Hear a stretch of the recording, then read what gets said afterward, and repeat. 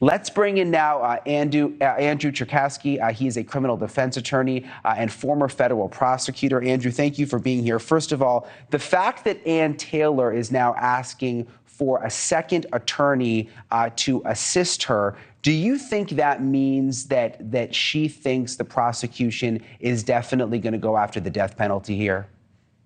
Well, I think everyone involved in this case thinks that it's relatively obvious that they will go after the death penalty. In fact, I can see no reason under the law why they would not. There are 11 factors that would justify the death penalty in the state of Idaho, and I count at least 4 or 5 of those factors being met here, assuming the government is able to prove their case beyond a reasonable doubt. In the state of Idaho, under the administrative code, in death penalty cases, it is required to have at least 2 death-qualified defense attorneys. So while the prosecution doesn't have to announce that they're seeking the death penalty until 30 days after the initial arraignment, which would come only after the probable cause hearing in June. So not until the end of July will we hear that. I think everybody sees the writing on the wall and they want to get their defense team in order at this point. So we know that Ann Taylor is death penalty qualified.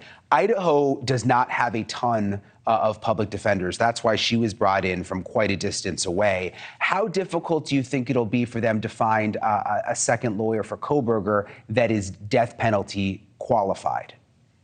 The state of Idaho maintains a roster of what we call death qualified counsel, and there's a procedure to become qualified to represent indigent people in death penalty cases. I count somewhere between about 30 to 50, definitely under 50 attorneys. There were 30, just over 30 as of last year. And so there is a relatively small number of individuals. Again, in Idaho, when you have that consideration of death qualified counsel, that means that they have performed a representation in a previous death penalty case and have exhibited years of experience. So I don't think that there is a large roster to choose from, but there are qualified counsel that they will have to choose from in this case. So how does this work behind the scenes, Andrew, in terms of finding this lawyer? Is it Ann Taylor who is calling them on the phone and interviewing them? Does Bryan Kohberger have a say and they have to go to the jail and sort of talk with him and he picks who he likes?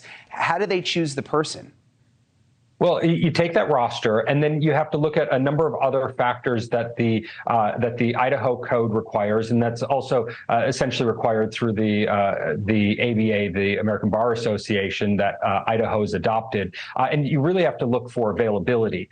Counsel in public defender offices have maximum caseloads that they can have at any one given time, and so what I think is going to be the primary consideration is who's available for this, and then secondarily, I think it's going to be who can really come into the team to be a good second chair, or the assistant death qualified counsel, assuming that Ann is the primary and the additional counsel becomes the secondary. They don't have to have quite as many qualifications, although still have to be death qualified. Interesting. So is it possible that Ann Taylor could become the secondary and someone else could come in and take charge of all this?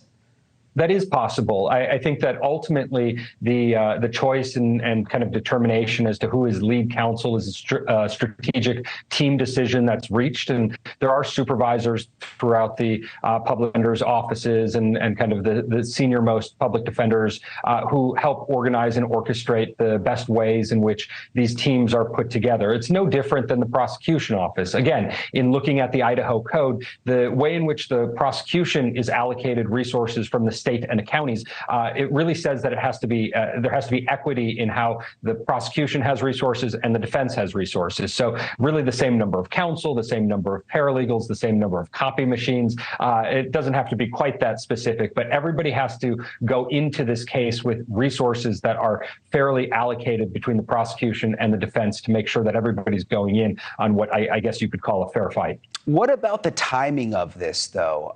We've gotten a lot of new information that's been made public with these search warrants out of Pennsylvania just within the last week or so. Does that have anything to do with it? I mean, why is she asking for this now?